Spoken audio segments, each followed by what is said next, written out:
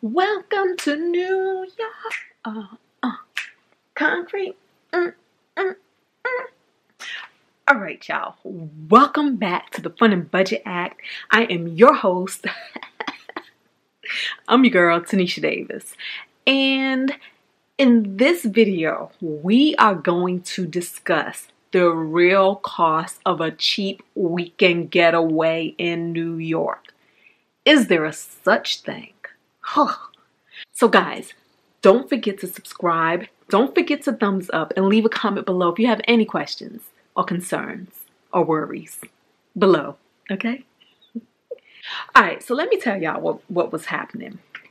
Basically, my friend Kim was turning 50 and she was throwing a party at her house in Long Island, right?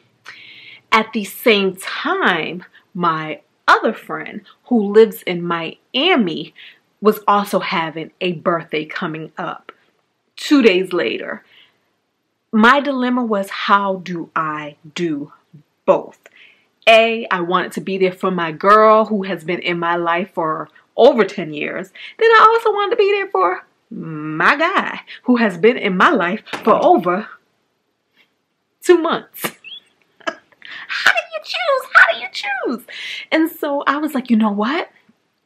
For his birthday gift, I can take him to New York to celebrate with me and her and all of us. Made so much sense to me. But then another little loophole was thrown into the plan where another major vacation was coming up about 2 weeks after New York. So we considered canceling it in the name of budget life. But then I said to myself, but you know what? It's a New York getaway. I'm pretty sure we can do this as cost effective as possible. Like really, how expensive could it really be? So what I did is I called my girl, Kim, to see if we could stay at her house in Long Island, if we could stay there. And so she immediately agreed. And I'm like, oh, great, that's done. So therefore, we won't have to spend a lot in accommodations, right? And then we figured we'll just stay for a short time. We'll do New York, we'll have the party with her, and us just getting to see each other will be the birthday gift. But of course, you know, then I turned into, well, we are in New York, we gotta go see the city, all of that stuff. And keep in mind in this video that this was my gift to him. So while the expenses that I'm gonna go over are mainly my expenses, I'm not gonna say that I paid for all of these things. I did not pay for all of these things, but I'm not gonna break out who paid for what, but just know that this was my gift, so it was my treat. So we get to New York. Accommodations are fine, right? I purchased our plane tickets. I purchased him a round trip ticket that was only $185, and that included luggage. And y'all know that's big because your girl be packing in bags. She don't even be getting luggage, but I let him get some luggage. And then for me, I paid $279 for my round trip flight, and that also included luggage. And the reason why I had to get luggage is because I was bringing birthday gifts, his gift and her gift with me. So I had to pack in a respectable suitcase, okay? I paid $55 for airport parking. So I parked my car at a hotel, which is cheaper than the airport. So I parked at the hotel, used their shuttle service to get to and from the airport. At the airport, I paid $13 for pizza, and this was a mistake because when I looked on my credit cards Priority Pass Lounge locator, I didn't necessarily see one, but I did not read the details good enough.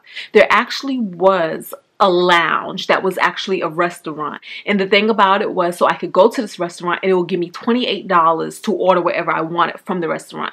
I should have done that and kept my $13 in my pocket, but I didn't realize that until after the fact. Now, here's the thing. Oh my goodness, y'all.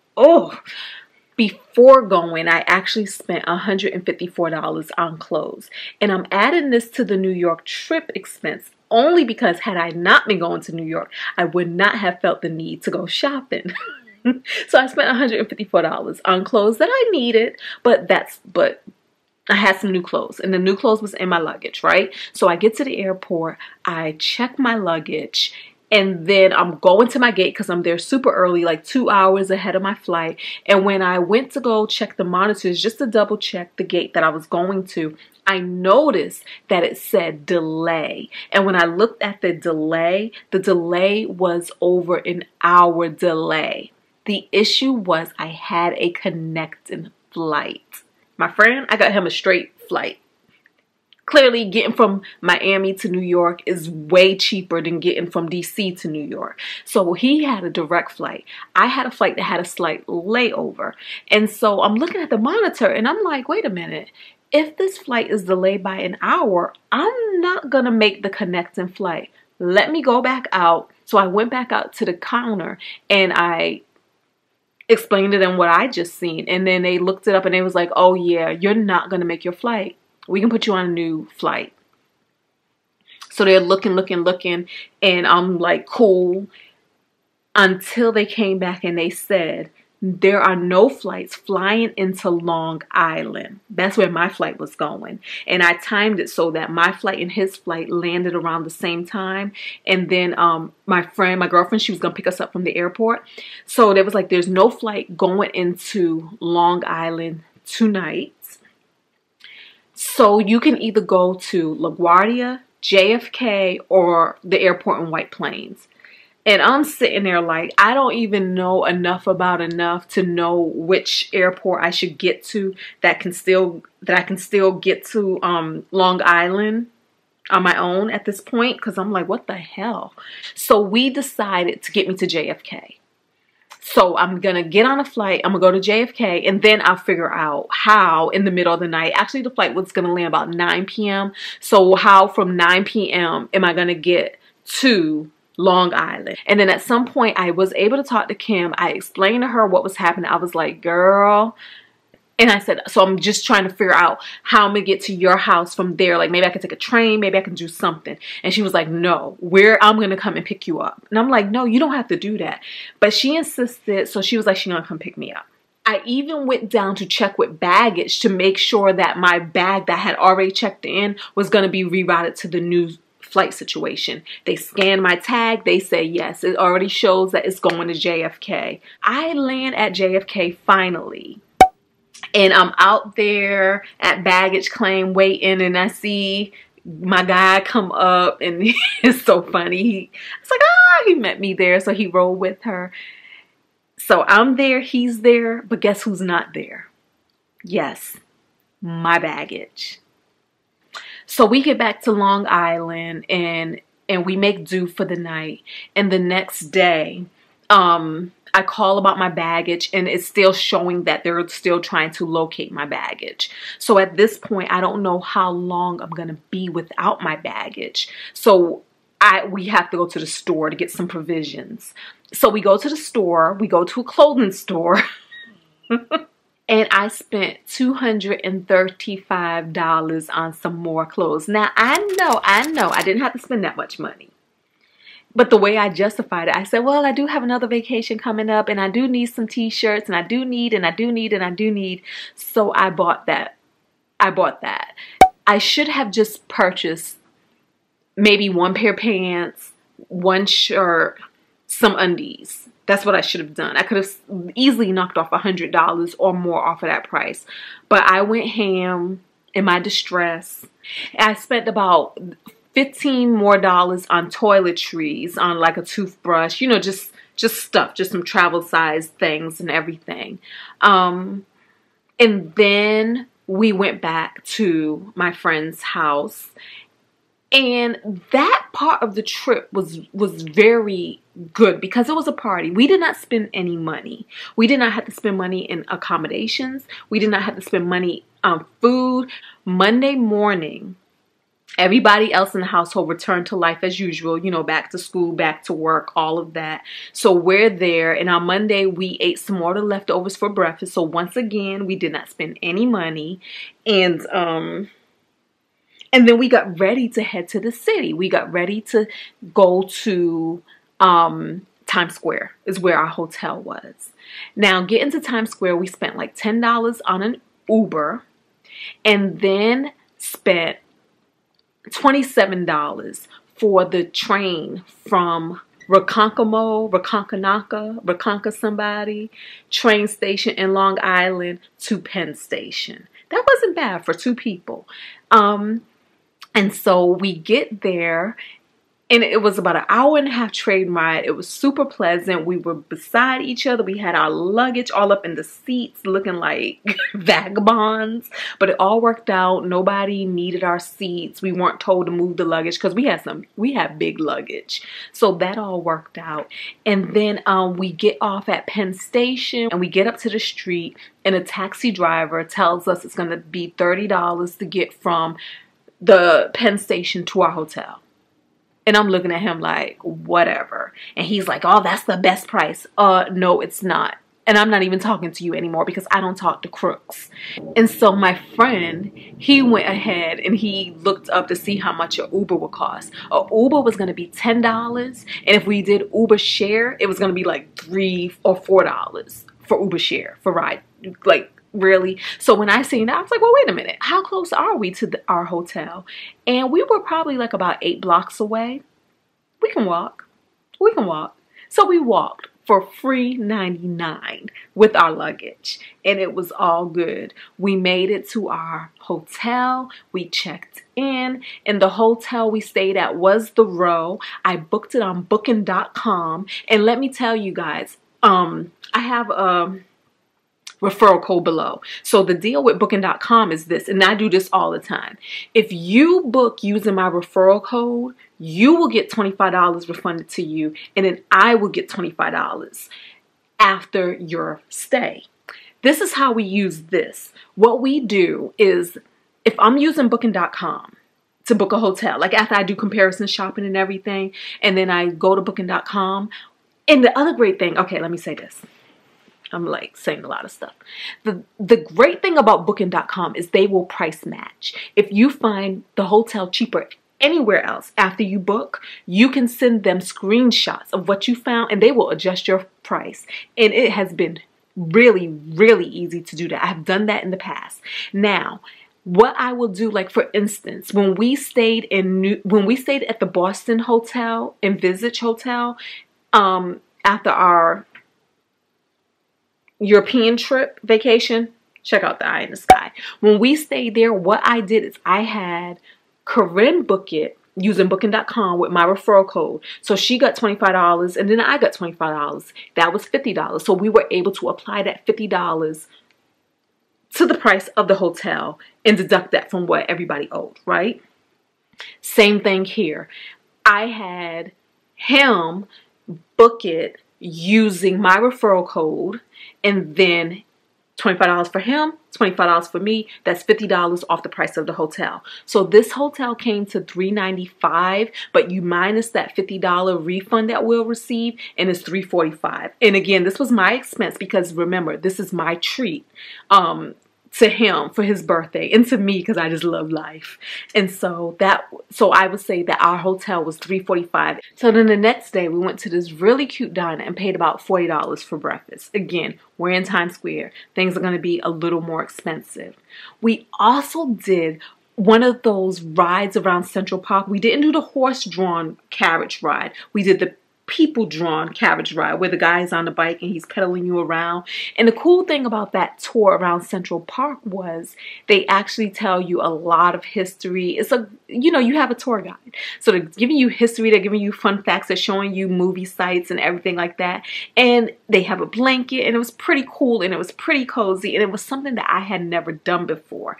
Now, this right here is where our spoiled butts spent the most money. A lot of you know, and some of you don't know because you're new to the family, but I adore Broadway shows. It has always been my goal to see at least one show a year, right? So now that we're in New York and he had never seen a Broadway show, I'm like, oh, you have to see a Broadway show. You have to. It's a must. And I went back and forth in my head about this so many times, because at first I was like, no, budget life, because we're already doing all this other stuff. Then I was like, we don't have to. We can walk around. Like, walking around Times Square is free. There's so much free entertainment just on the sidewalk. We really don't have to spend any money and being entertained. But then I was like, but I do like seeing a Broadway show, and we're already here in New York. Why make another trip back to New York just to see a Broadway show when we can knock it out right here and right now? So I talked me into seeing a Broadway show and taking him along with me, because again, he's never seen one before, so he probably could have taken it or left it, right? And so we're going around and we're looking and we're comparing prices for different Broadway shows, and what we wanted to see, what I wanted to see, was The Lion King, but they did not have 2 seats together. So we ended up seeing Wicked. It was a perfectly fine show. I think the thing that made it not all that perfectly fine for me is I paid a whole lot of money for 2 seats. I paid $444 for 2 seats at Wicked. And that's because that was really all that was left. So these seats were center stage, 7 rows back from the front. And for us to sit with each other, that's what it was. So, of course, I was like, YOLO, blah, blah, blah, blah, blah, blah, blah, blah, blah. And I went ahead. He was like, oh, I can pay. You know, he was going to try to pay. He was going to try to go half. He was going to try to do. And I'm like, no, this is my treat. Happy birthday. No, I got it. I got it. I got it. I got it. I got it.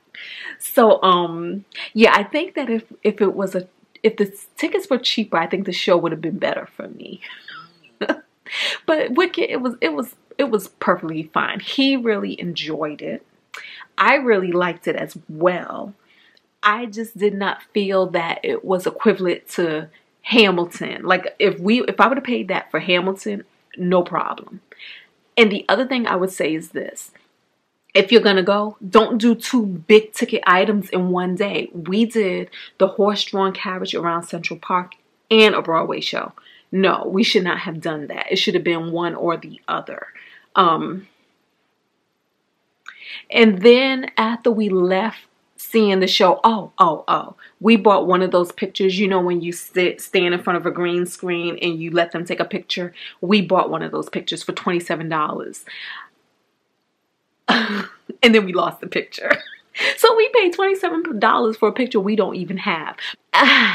So then after leaving that, we went out to eat, and we went to Junior's Cheesecake because it was right there by our hotel. And I had never been there before, so I didn't have any idea about portions. And plus I think it was late, so we just weren't really thinking through it, because obviously you could look at the next person's plate and see that the portions were huge. So I'm saying all of this to say we should have shared, but we didn't share. And that came to $70. The next day we were leaving. We were heading back to Long Island to catch our flights. And so we spent $10 taking an Uber from our hotel back to Penn Station. And then we took the Long Island Railroad back to Long Island. And that was $27.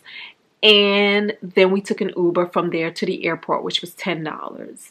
And so that is what we spent having a cheap, quick weekend getaway in New York. And so our grand total for this vacation came to $2,046, y'all. $2,000 just to go to New York, where I was staying with a friend for the majority of the time. Can you believe that? It's crazy. And I think the moral of the story is, even when you think a getaway is going to be inexpensive, it's all those hidden costs that really add up, where sometimes it's like, you know what? No, we're going to have to sit this one up. We're going to have to say no and just stay home and not go, because you know that you have other things popping up in the future. $2,046. But I will say, spending time with my baby in New York was priceless.